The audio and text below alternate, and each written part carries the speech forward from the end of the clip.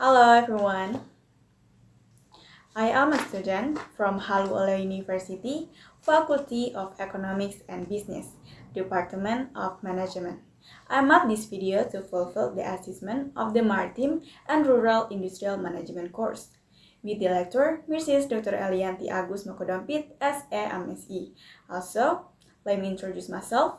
My name is Syandini Putri, B1B1 24 142. On this occasion, we will discuss about value chain and intersectoral linkage in the context of maritime and rural industry management. This topic is very important because the maritime sector is one of the strategic sectors that plays a major role in Indonesian economy, especially for communities living in coastal areas. Coastal areas have long been the center of human life because they provide various abundant natural resources, such as fish, marine products, as well as transportation and trade routes. However, behind this potential, coastal areas are currently facing various serious problems. Damage to ecosystems such as mangrove forests and coral reefs continues to increase due to uncontrolled human activities. In addition, problems such as marine pollution, excessive exploitation of resources, and the impacts of climate change are increasingly worsening coastal environmental conditions. These problems are complex and interconnected, so they cannot be solved with separate approaches. Therefore, a more integrated approach is needed through the concept of Integrated Coastal Zone Management or ICZM. ICZM is an approach to coastal area management that integrates various sectors, integrates and stakeholders into a coordinated system. With this approach, it is expected that coastal resource management can be carried out sustainable and be able to balance economic, social, and environmental aspects.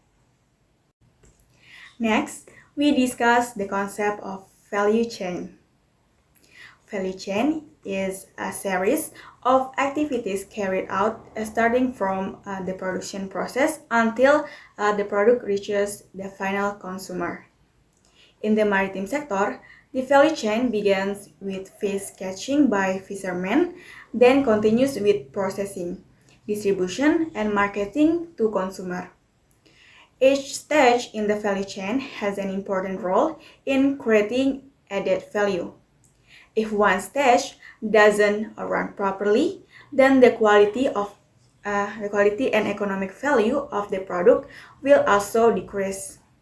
Therefore, good management, the use of technology, and broad market access are needed so that each stage can run optimally. In addition to the value chain, there is also the concept of intersectoral linkage. In the maritime sector, economic activities do not stand alone but are interconnected with other sectors such as tourism, transportation, processing industries, and trade. For example, the fisheries sector doesn't only involve fishermen but also fish processing industries, logistics service, and distribution markets. These linkages create a multiplier effect, namely a chain impact that can encourage broader economic growth. However, if not managed properly, this linkage can also create conflicts between sectors. Next, we'll look at the characteristic of maritime SMEs. Maritime SMEs generally have a high dependence on natural resources, especially at the sea.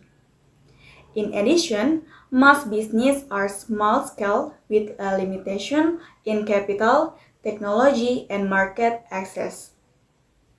However, on the other hand, maritime SMEs have advantage in the form of flexibility and the ability to adapt to local environmental conditions. This makes them an important part of the coastal community economic system. Although they have great potential, maritime SMEs also face various challenges. Some of these include limited access to financing, low adoption of technology, and lack of supporting infrastructure such as port and storage facilities. In addition, business in the maritime sector are highly dependent on natural conditions such as weather and season, making them vulnerable to production disruption. Not only that, pressure from global competition also makes it difficult for SMEs to compete with larger companies that have stronger resources. To overcome these various problems, efforts to empower coastal communities are needed. Empowerment can be carried out through increasing community participation in decision making, as well as through education and training programs. In addition, a community-based approach is also very important, where communities are directly involved in managing resources in their areas. Communities also need to be equipped with the ability to adapt to climate change and supported by the integration of local knowledge and modern scientific knowledge. In conclusion, coastal area management requires an integrated and suitable approach. Synergy between various sectors and empowerment of local communities are the main keys in maintaining the balance between economic development and environmental sustainability. With good management, coastal areas can continue to provide benefits for present and future generations. Thank you.